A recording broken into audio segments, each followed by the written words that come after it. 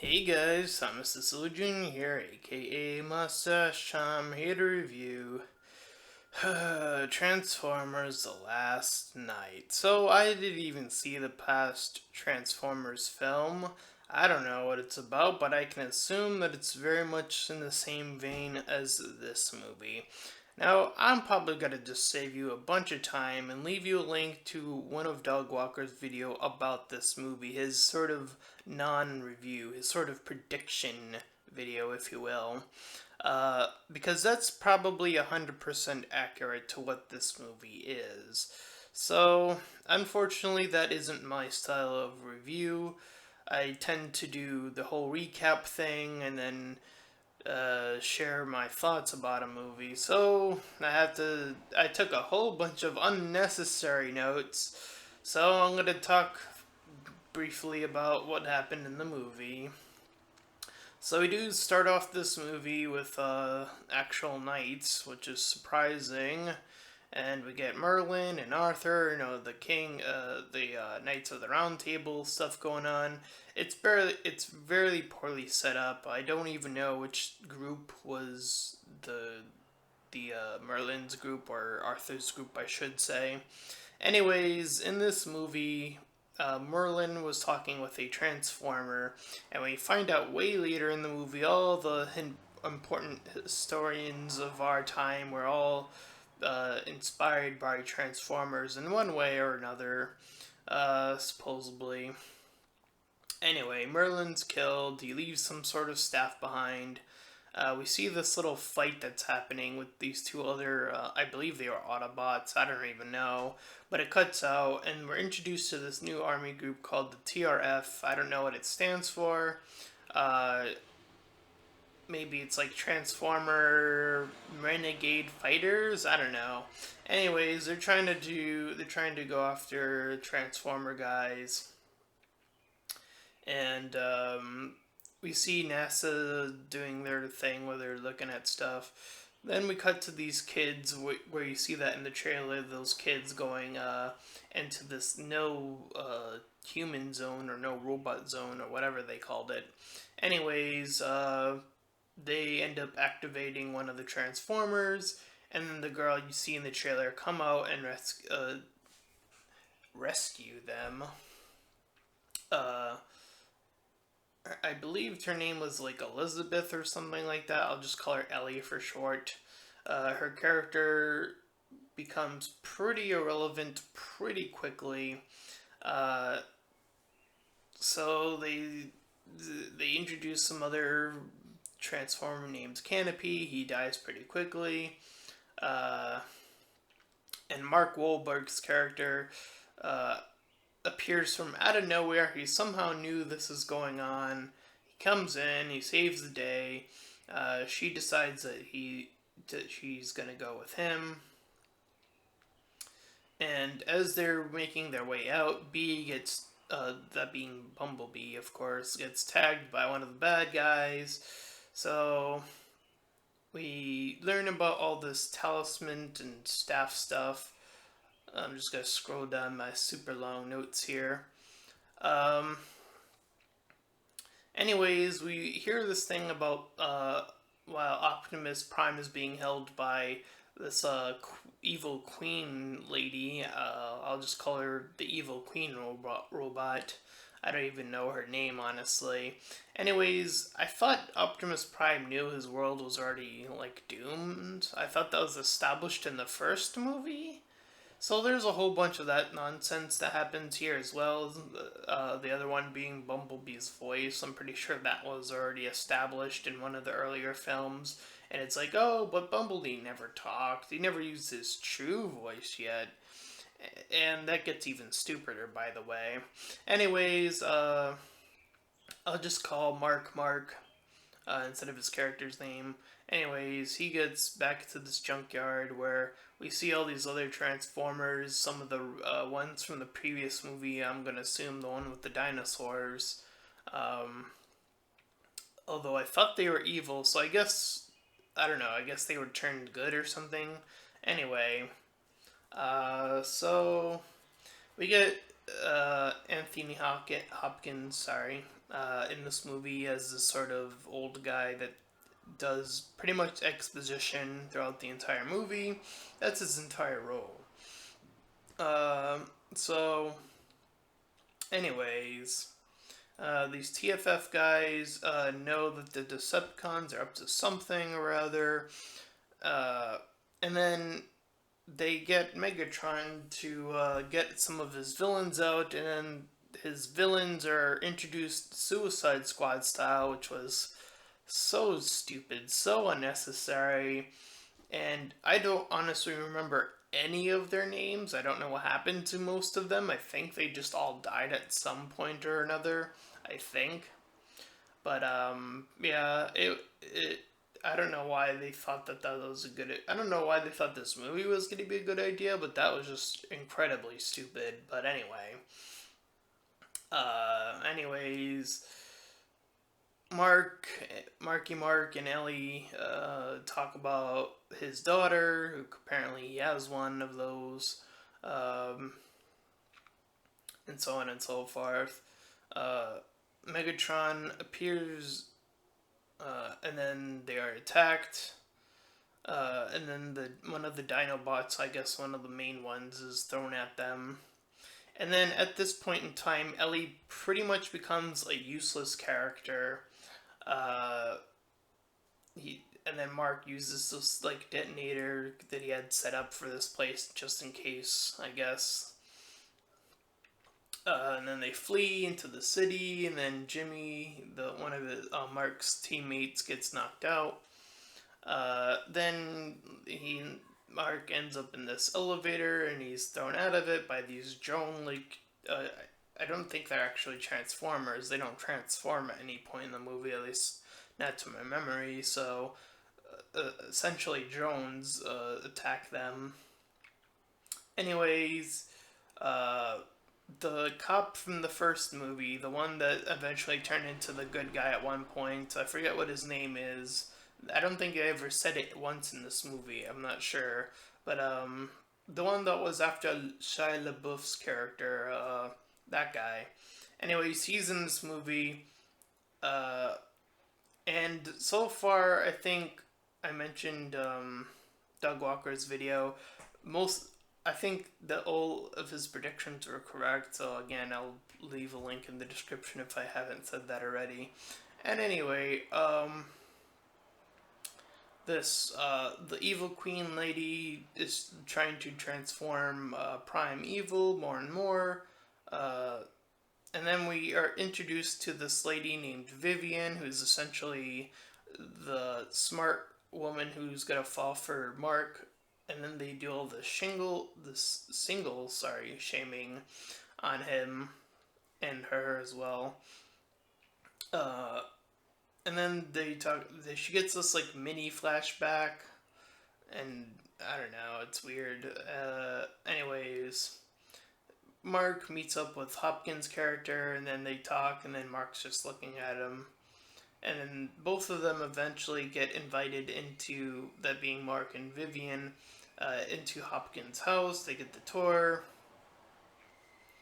And as I mentioned, all the other big people in life are, you know, set by whatever.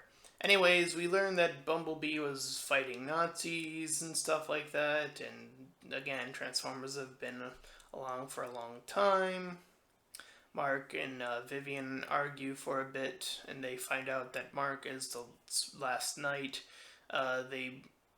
They go into an area, and then they're talking about the sex stuff, and then they make a "Oh, how about your sex life?" joke, and I immediately thought of The Room, that movie, you know. Anyways, Hopkins continues to relay some more exposition about what's going on. There's some slow mo stuff that happens. We get some more sex joke while they're searching, that being Mark and Vivian's characters.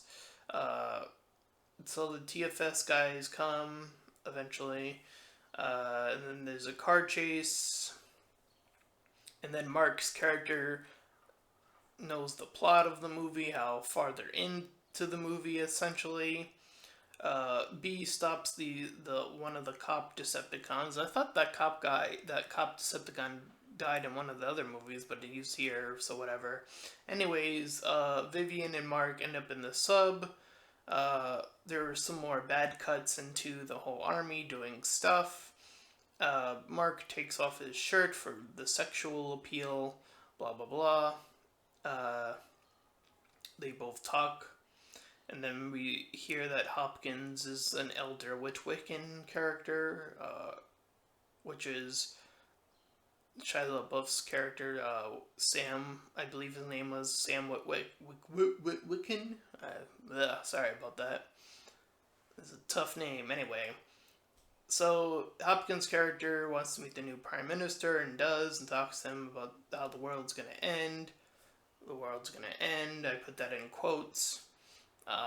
So Vivian and Mark get inside, and then there's some more random shots about stuff that's happening, and I couldn't really make any of it out.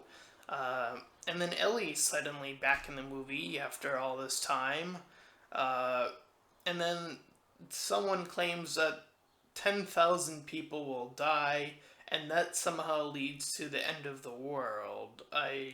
Yeah, that's not a correct number, not even close. So, anyways, Mark somehow knows the way when they end up on this like little island thing. When Cybertron parts start coming closer to Earth, so the TFS guys are following them. Vivian unlocks this tomb to Merlin because she was related to him. And finds the staff, and then they wake up these ancient Transformers, the ones that were in the knighthood, and then the TFS guys start attacking them, and then an ancient Transformer wakes up, and then Prime arrives in the scene, all evil and whatnot, and then B and Prime fight each other, and Mark is trying to talk to Prime, trying to get him his old self back. Anyways, B at some point uses his own voice, which apparently in this movie that is the first time that has happened. Again, something that I'm sure has happened in one of the... I think that actually happened in the first movie. So, again, just completely trying to avoid what happened in the previous movies. So anyways, so he had his own voice all along, because he just suddenly uses it. That makes no sense. That's the other thing that just is completely boggles the mind, is he somehow was able to activate his voice, and he apparently had it all along, or whatever. Anyways, Megatron comes in, grabs the staff, Mark has this thing on his arm still. Prime gets up from after hearing the talk, and Mark has a thing that was on his arm transform into a sword. So they want to stop the evil queen chick, and then Anthony Hopkins' character fires at Megatron, and the army attacks him too. Hopkins' character gets shot, killed, whatever. Ellie arrives on the scene again just to do nothing except sort of just run with everyone else.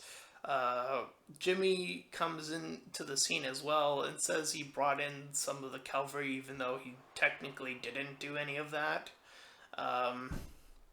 So Prime flies off into the place, and then the evil queen uses the staff, and then the sound cutting at this point was terrible as stuff was falling and you can barely hear anything else.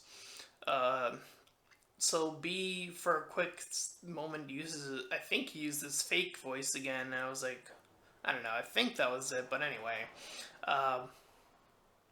Mark asked Vivian what she was doing tomorrow, because that's how they're suddenly hooking up after sort of arguing with each other. TFS cuts in, blah blah blah. Ellie joins them again as they're trying to fly off toward this little the home base of the evil chick.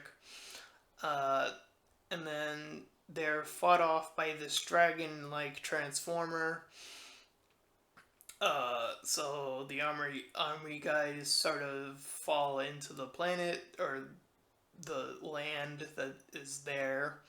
Ellie sends her robot to do this one thing, and that's the only thing I think she does except rescue those kids. Rescues them. And that's the only thing she provides to the movie is telling the one robot to do a thing. Her robot, I forgot what its name was. It's just a little blue robot. So the TFS guys bail after finding out that their mission's gonna be changed and that this plan that this other guy who's in this movie to tell them to do this plan, even though it fails. So this character is pretty much useless. Uh, Prime then arrives on this other dragon transformer, I think. So Prime then takes out 5 of the other evil Transformers at once. TFF guys leave. Ellie is once again made even more useless, brought off the island. Vivian kisses Mark because end of the world stuff is happening, blah blah blah. The first plan failed. When this thing is knocked off, Megatron is now busy fighting B and Prime while Vivian's trying to grab the staff because she's a chosen one and so is Mark. B attacks the Queen. Prime saves Mark and the girl when everything blows up and the world is saved because they grabbed the staff and they did the thing. So Prime does his narration thing, and then we cut to this human that has the Queen voice, and then she's talking to some dude, and that is the end of Transformers. I've talked about this movie for approximately 17 minutes. And boy, was it a complete waste of time. I wasted 2 hours watching this movie to come to the conclusion that Transformers is, at least this version of the Transformers, is a completely lost cause. And that's been the case ever since the sequel came out. And we're still going with this, and it is so unnecessary. I would highly recommend you watch some other movie instead of this. Even as a Transformers fan, I think if you came into this franchise, you would have been disappointed rather quickly, unless you fall for this stuff over and over again, which is so. It's unfortunate that this stuff still happens, and I actually legitimately do feel bad for some of these actors, especially the new ones. That girl, the one that played Ellie, I actually do kind of feel bad for her because she probably thought, hey, maybe I'll be a part of this good Transformers movie, and it's like every other Transformers movie. So I really do wish her the best in finding more work because you know. So that's my takeaway. Poor Marky Mark has to do another bad film using the last Transformers movie, so he's doing it for whatever reasons he has to do it for. So, uh, and yeah, that is this movie. I give it a.